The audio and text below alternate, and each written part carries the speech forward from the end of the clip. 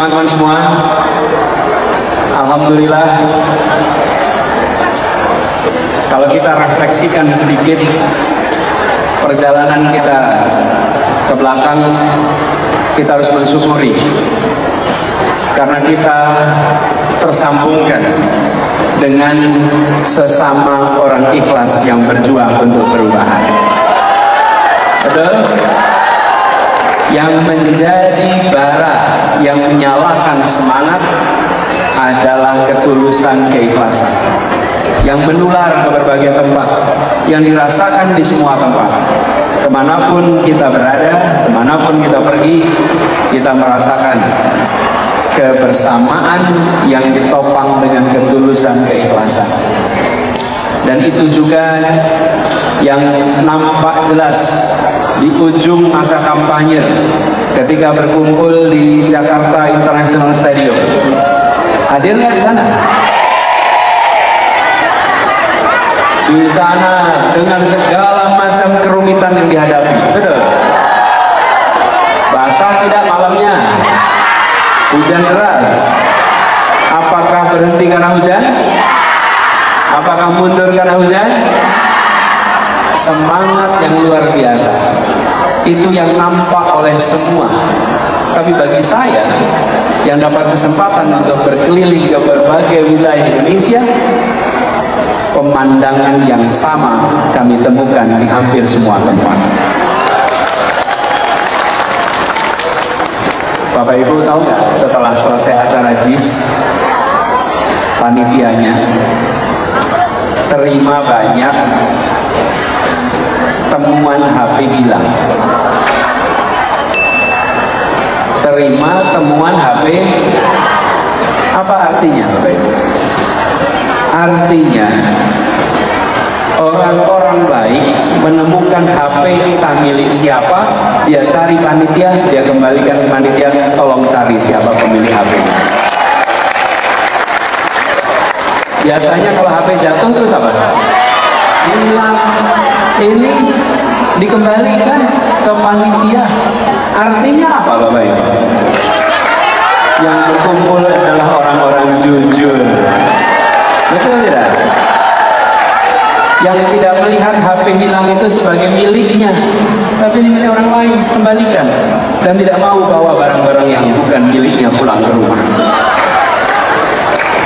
Peristiwa itu mengirimkan pesan bahwa Republik ini masih punya banyak stok orang-orang baik yang kita bisa andalkan. Siapa mereka? Relawan, pejuang baru. Dan inilah Bapak sekalian yang membuat perjuangan kita harus kita syukuri, karena ibu, bapak, saudara sekalian bertemu dengan sesama pejuang yang memiliki keikhlasan yang luar biasa. Itulah warna utama perjuangan kita kemarin. Dan kita harus mensyukuri,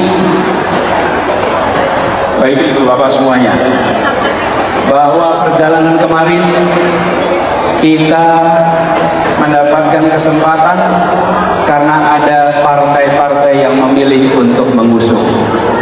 Tanpa ada partai pengusung, tidak ada gerakan perubahan seperti kemarin. Betul tidak?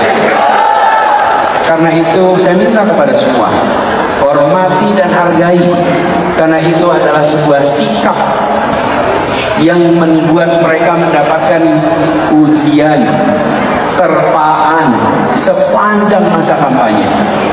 Jangan itu dilupakan. Tanpa itu kita tidak bisa berkampanye, Bapak Ibu sekalian. Betul tidak?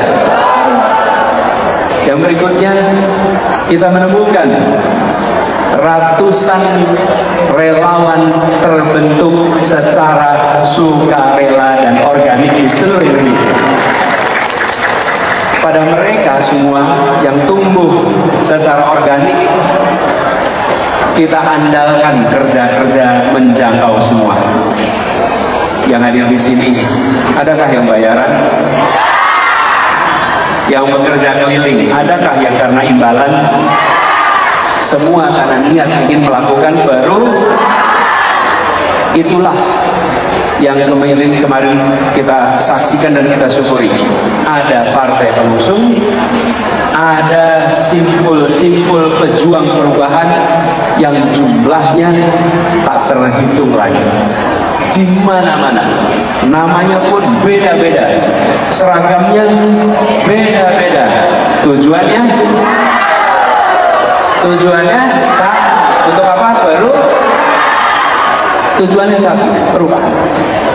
Dan ini harus kita syukuri bersama. Karena itu kepada semua para pejuang perubahan yang saya hormati, kita menjalani proses dengan cara yang terhormat, berjuang dengan sekeras-kerasnya, berjuang dengan semulia-mulianya, berjuang dengan sehormat-hormatnya, dan kita berjuang dengan sepenuh hati. Karena itu sampai di ujung saya bisa katakan, apapun hasilnya kita keluar dengan kepala tegak dan rasa syukur dari proses ini. Betul ya? Keluar kepala tegak. Sejak 14 Februari sampai sekarang, satu kata yang paling sering dikatakan kalau saya jumpa, paling sering saya dengar adalah kata bangga. Pak Anies, apapun hasilnya kami bangga. Pak Anies, apapun outcome-nya kami bangga. Apapun hasilnya kami bangga. Kata bangga itu yang paling sering diucapkan. Kenapa? Karena tidak ada hal yang perlu kita sembunyikan selain perjuangan kemarin. Ini adalah perjuangan yang kita kerjakan sama-sama. Karena itu, ketika kita jalan dengan terhormat, kita pun berjuang sampai tuntas, sampai ke MK. Dan untuk pertama kalinya dalam sejarah persidangan hasil Pilpres, Mahkamah Konstitusi memberikan dissenting opinion atas keputusan.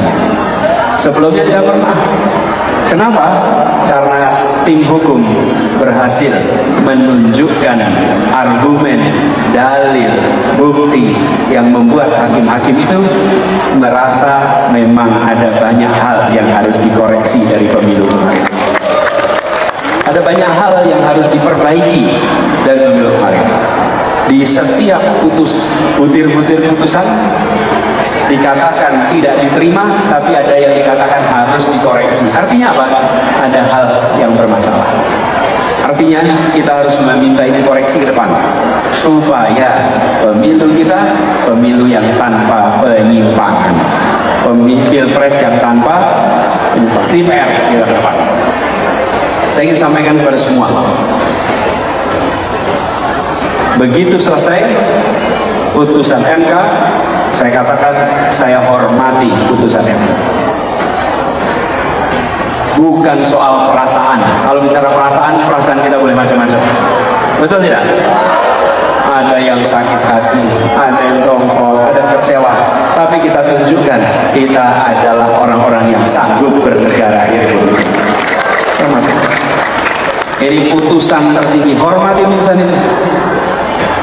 Dan saya selalu katakan, ketika hakim memutuskan, kita boleh tidak setuju, kita boleh kecewa, tapi keputusannya kita taati, hormati. Itulah fasenya. Dan sesudah itu, ketika KPU, saya dan Gus Imin memilih untuk hadir pada saat KPU menetapkan. Kami tidak tahu bahwa ternyata kami adalah pertama kali dalam sejarah Pilpres yang mau datang ketika penetapan hasil. Tidak ditetapkan, tapi pilih datang. Saya ingin mengajak pada semuanya, tunjukkan kita adalah orang-orang yang sanggup bernegara, orang-orang yang menjunjung tinggi adab, orang-orang yang menunjukkan ini loh, marwahnya bernegara. Datang saat penetapan calon dan datang saat penetapan hasil. Disitulah konsistensi kita dalam bernegara. Jadi saya sampaikan pada semua, Pilpres sudah selesai. Kita lihat itu sebagai bagian dari perjalanan perjuangan. Putusan MK tidak berpihak kepada kita. Itu kita hormati. Tetapi kita ingat, bisa saja kita dikalahkan. Tapi yang penting kita tidak melakukan hal yang kita bisa disalahkan. Betul ya? Kita kerjakan. Bisa kalah, tapi jangan salah. Nah, ini saya ingin pada semuanya garis ini selesai. Lalu pertanyaannya, bagaimana ke depan? Tapi sekalian, semangat relawan adalah semangat melakukan apa? Perubahan ada di berbagai wilayah Indonesia. Bila kemarin kita berbicara perubahan di tingkat nasional, teman-teman para pejuang perubahan bekerja untuk perubahan tingkat nasional. Sesudah ini, yang dari Bandung pulang ke Bandung, yang dari Riau pulang ke Riau, yang Jawa Timur kembali ke Jawa Timur, Jawa Tengah, seluruh wilayah. Ada peluang perubahan di tiap daerah di seluruh Indonesia. Karena itu saya mengajak kepada semua, gunakan kesempatan pilkada besok untuk para relawan memilih dan mendukung orang-orang baik untuk mendorong perubahan di daerahnya masing-masing. Pilih. Apa sih kriteria orang baik? Sulit kalau dibuat definisi yang lengkap, tapi saya usul beberapa definisi. Satu, tidak bermasalah, minimal masalah hukum. Yang kedua, memiliki kompetensi. Orang ini punya kompetensi. Yang ketiga, dia punya rekam jejak yang relevan. Betul? Minimal 3 ini jadikan parameter. Dan orang-orang baik itu bisa berasal dari mana saja. Betul tidak? Teman-teman relawan, bantu orang baik. Karena seringkali kita menyaksikan orang-orang baik itu kalah bukan karena banyaknya orang jahat atau banyaknya orang tidak baik, tapi karena orang baik-baik lain memilih diam dan mendiamkan. Jangan diam dan mendiamkan, bantu supaya terjadi perubahan di berbagai wilayah. Indonesia luas dan para relawan berasal dari seluruh wilayah. Bantu orang-orang baik yang tadi saya beri kriteria sederhana. Silahkan ditambah dan dikurangi kriterianya. Tapi saya usul berintegritas. Cari integritas itu ukurnya susah. Udah paling gampang apa? Tidak punya masalah, minimal masalah hukum. Yang kedua, kompeten. Yang ketiga, punya rekam jejak yang relevan sehingga bisa nah lalu dites mau bikin perubahan atau tidak. Kalau mau bikin perubahan, beri dukungan, bantu bekerja supaya terjadi perubahan di seluruh wilayah Indonesia. Jadi perjuangan relawan ini tidak berhenti di sini, kerjakan terus ke depan. Inilah semangat yang harus kita jaga sama-sama. Dan buat teman-teman semua, ketika menyaksikan ada orang-orang baik yang milih terlibat, saya pesankan, jangan diam dan mendiamkan. Datangi, bantu, dukung, kemudian berikan kemudahan. Nah, saya mau lihat ada beberapa catatan tadi saya sampaikan.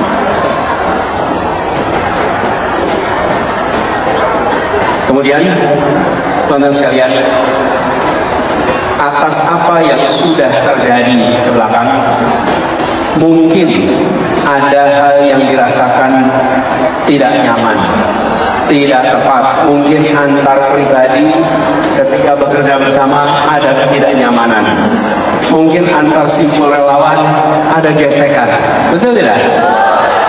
Mau bikin event, rebutan event. Mau bikin acara, rebutan jadwal. Betul tidak? Yang sudah lewat jangan diperpanjang. Kita harus terus bersatu, tidak saling menyalahkan, tidak saling menjelekan, tapi membangun kebersamaan untuk Indonesia yang lebih baik ke depan. Jadi saya pesan kepada semua, jangan saling menyalahkan jangan, saling menjelekkan jangan, mengungkap hal-hal yang membuat satu sama lain tidak merasa